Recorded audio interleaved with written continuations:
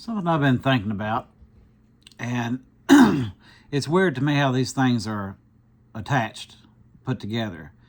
Uh, Capitalism and free market. It's opposing. So if you got two businesses here, you got X and Y. So I don't want to name anything outright. You got your customers, and your customers are going to both companies. Doing this blindly. They're going to both companies. What either one of these actually wants to maximize profit and to get full control is they need one company to go. That's not free market. And then, of course, all the customers will come back to them. What that's going to mean, too, is whatever they're paying their workers, they have a better control over it. They could pay them less if they want to, because what are they going to do? Go over here? Can't. They can charge the customers whatever they want, because where are they going to go? They're gone now. So it's funny to me how those two things are put together. You either have capitalism or a free market. I mean, this is just common sense. This is the end game of capitalism. The whole point of it is that you pay people as little as possible for the job that they do, and you charge people as much as you possibly can to maximize profits. And that's going to involve, another aspect of it. You got in Tennessee, a lot of places probably, but I know in Tennessee, you got a lot of these places that are little kind of dead-end cities and towns, like, say, Sneedville. And there's no real big city close to it, which means not a lot of jobs. So if you get some company that sets up here, they got these people here, not a big population, but they got these people here. They can kind of pay them whatever they want, because what are they going to do? Especially places like Sneedville, the roads going away from Sneedville are a nightmare. There's not even a Walmart in Hancock County. So if they put a place up here, some business, and they're hiring people, again, thing about free market and capitalism. What you're told about it is just simply not true. Because what they're going to want is they're not going to want to pay these people enough to have generational wealth, because they need the company to keep going. And the only way the company keeps going is if these people never really get ahead. Especially if their children are born into the same struggle that they're in. So, see, think about that. Part of what they argue about with capitalism is that anybody can make it. Anybody can just save money, plan, and they can make it. Well, what if they do? You got this little company here in Hancock County or Sneedville or something like that. And hang on a second. All right. Got a deaf cat that doesn't realize how loud he's being. Anyway. If people do make it, let's say they're able to pass on wealth from the people work or whatever business gets set up here. If they're able to pass on money, let's say they do make it, well, what's that going to mean for their children? I mean, should they have to do some toiling job? They're probably not going to. They're probably going to get them into some sort of career. They're going to get them into schooling, and maybe they want to be a doctor or something like that. They can't let that happen. So the whole point of capitalism is to keep people broke. It's relying on people not making it. They have to not make it. They have to not make it for it to exist. So I don't know where the freedom is in this, where the liberty is in this. This is the end game of this. I mean, you can call yourself a capitalist and not stick to this, but you're not really being a capitalist. You're kind of being a hypocrite. Mercy is not part of capitalism. That's not built into it. If you're doing that, you're kind of breaking the rules, which is good that you are. but you could just simply not be a capitalist. I mean, it's as simple as that.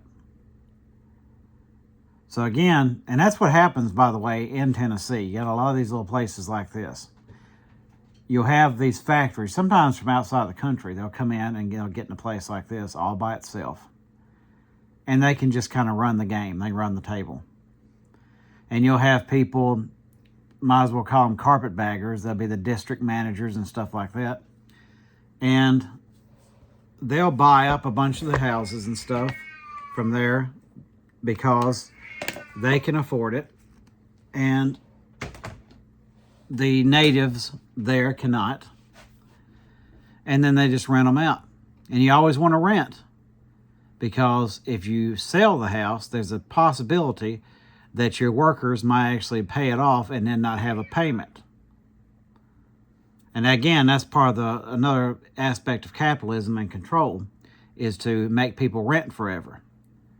Because you can never own. It's a bill you can never pay off. And that's something that I think people need to focus on. Notice you don't hear a lot of politicians talking about that.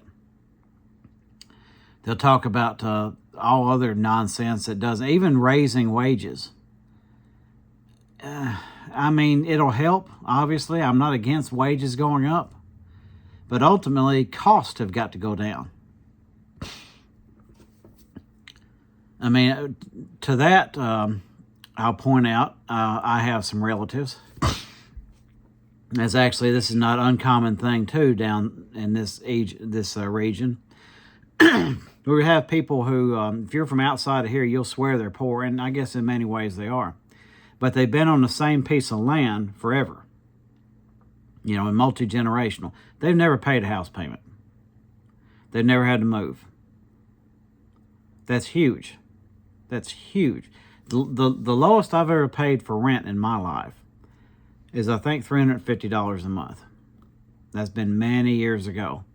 The lowest house payment I've paid is roughly $500.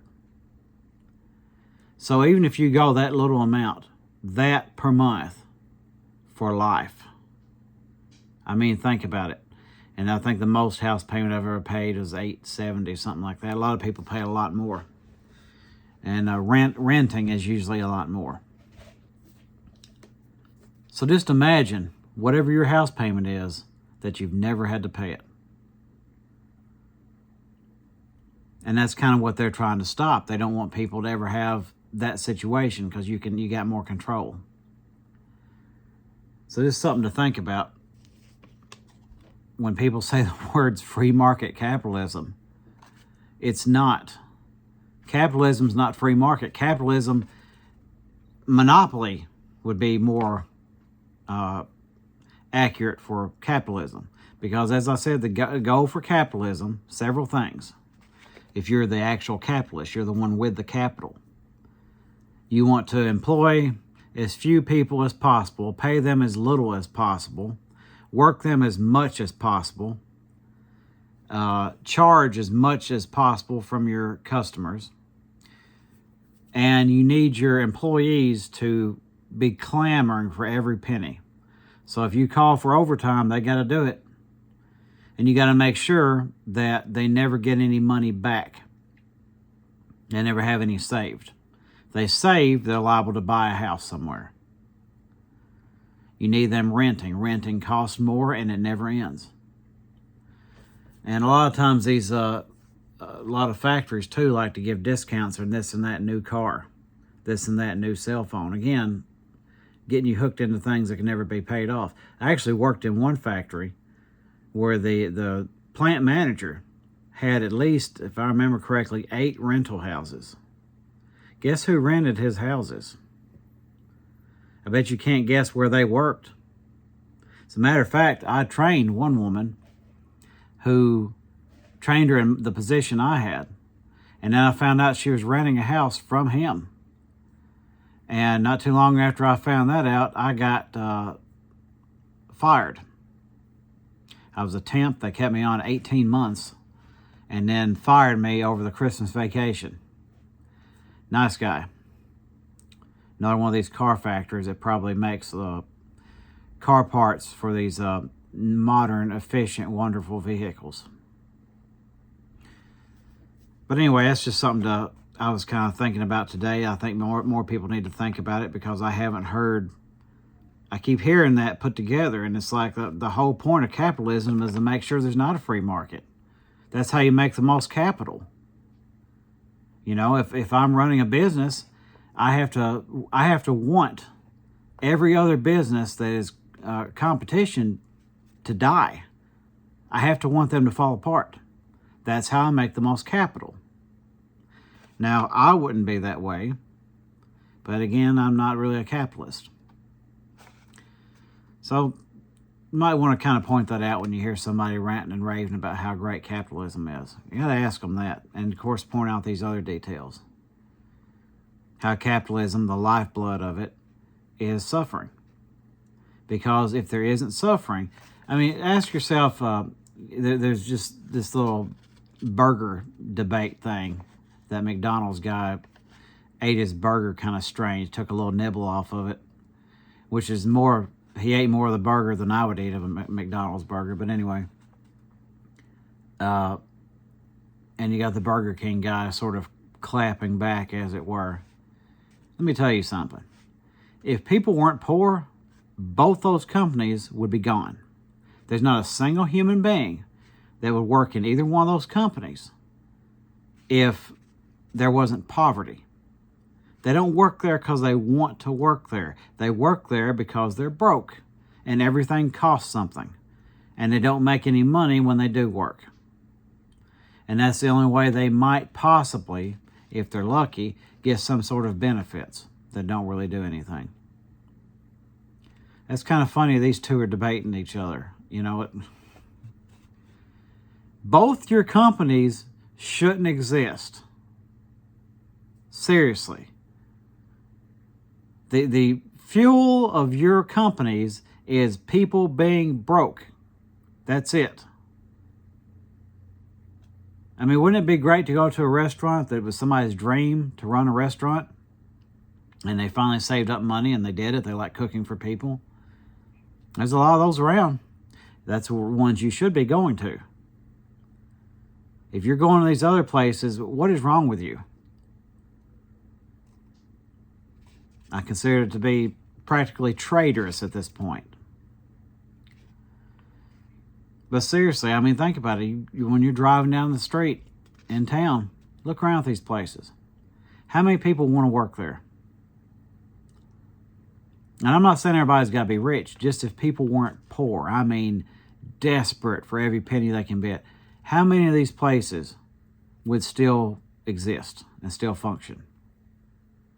I mean, they would be dropping like flies. But incidentally, flies would probably also eat less of that McDonald's burger. Call back. Anyway, that's all for now.